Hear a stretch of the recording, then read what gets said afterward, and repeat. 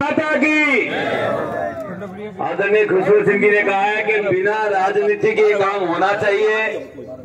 यहाँ पर इस जाजम पर ये पवित्र धर्म की जाजम है और इस पवित्र धर्म हमको भीख थोड़ी मांग रहे हैं, हमारे हक का पानी है। सिंचाई के लिए जो रिजर्व है करने दीजिए, सिंचाई जो पीने का रिजर्व है पीने दीजिए पानी, उसके रिजर्वेशन का फायदा लेने दीजिए। लेकिन हमारे हक का भी पानी हमारी नदी में छूटना चाहिए, हम तो ये मांग कर रहे हैं।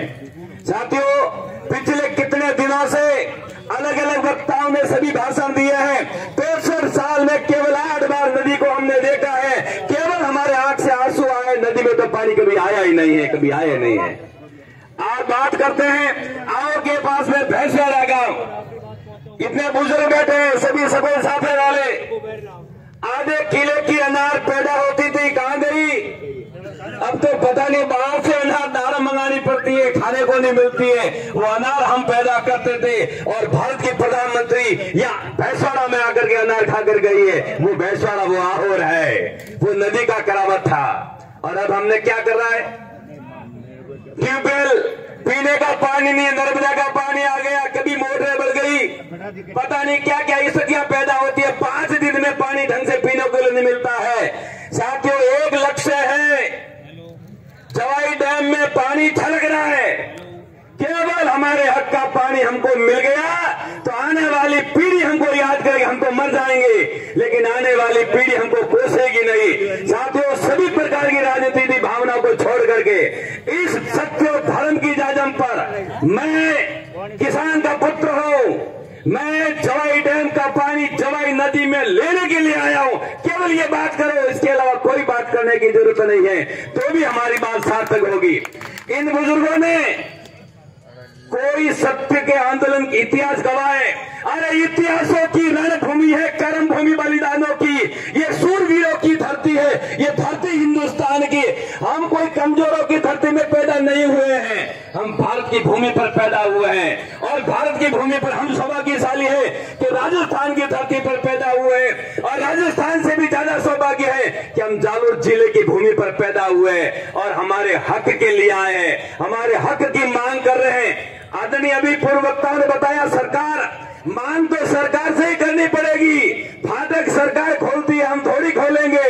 हम तो वहां फाटक के ऊपर हमारा सर फोड़ सकते हैं, लेकिन फाटक खोलना हमारे बस में नहीं है। फाटक सरकार पर इतना प्रेशर चल जाए, किसानों की एक मुश्त एक आवाज चल जाए कि जब तक जवाई डैम का पानी, हमारे हक का पानी जवाई नदी में नहीं आएगा, तब तक सैन से नहीं बैठेंगे। इसी भावना के साथ में चलेंगे तो निश्चित रूप से सरकार को झुककर भी हमारा पानी हमको देना पड़ेगा। हम ये थोड़ी कह रहे कि 25 फुट पानी आया हमको दे दो।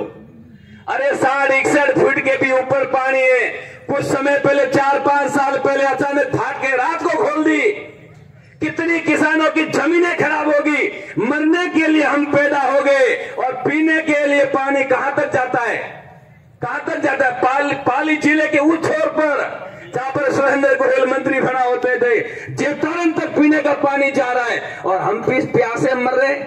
जोधपुर को पानी पिलाने के लिए जवाई डैम का निर्माण हुआ था, जोधपुर के हक का पानी जोधपुर को मिल गया। हमारे बच्चों को क्यों मारने में तुले हुए हो? हमारे हक का पानी हमारे नदी में दे दो, हम सरकार की जय-जयकार करेंगे। और इसी मंच पर जितने भी किसान बैठे हैं, जितनी मेरी मातृशक्ति बैठी है, सभी आपकी जय-जयकार करेगी। लेकिन इतना हमारे ऊपर कर्म कर दो कि हमारे जवाई डैम का पानी एक बार नदी में छोड़ दो और लिखित एग्रीमेंट कर लो। इतने फीट पानी आने के बाद ये जवाई डैम का पानी अमुक रिजर्वेशन रखकर के ऊपर का जो पानी हमारे नदी में छोड़ जाए तो हमारे आने वाली पीढ़ी आपको नहीं कोसेगी। इतने उम्र दराज के व्यक्ति बैठे हैं, 2 साल कोरोना कालखंड में पता नहीं कितने लोग चले गए। ये हमारे किस्मत है कि हम उस कोरोना के कालखंड के बाद में भी आप लोगों के सामने जिंदा है। इसलिए साथियों, कमजोर पड़ने की कोई जरूरत नहीं है। एक विचार, एक भावना के साथ में जवाई डैम का पानी जवाई नदी में लेकर रहेंगे। जय हिंद, जय भारत।